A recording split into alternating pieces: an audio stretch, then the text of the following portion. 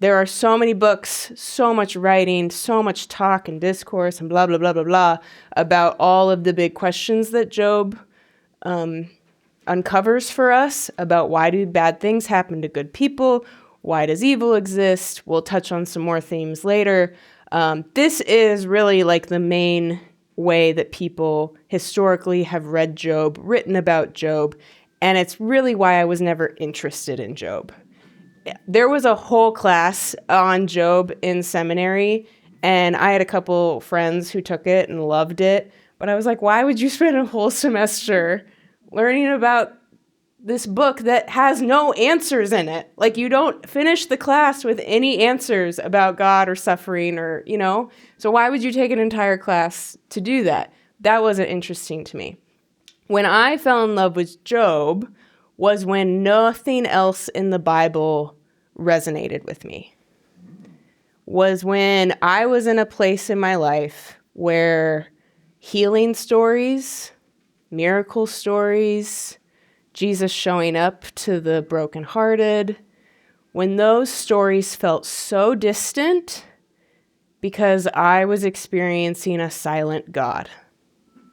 And so nothing else in the Bible of God showing up for God's people and God rescuing them and God healing them and God meeting them, God encountering them, like our Lenten theme, all of those stories didn't connect with me because I wasn't experiencing that.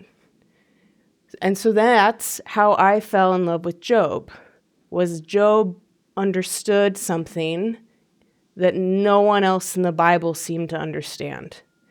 And so tonight, that is the Job I'm going to offer you, is the very human Job, the story of our human experience.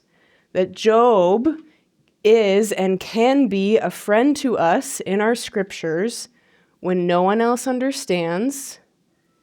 And he offers us a model, he offers us a way to be faithful and righteous in the midst of deep suffering.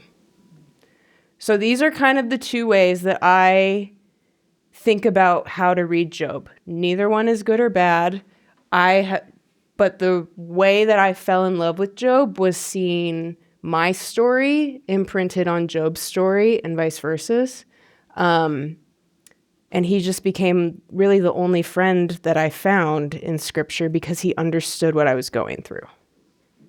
Does that make sense?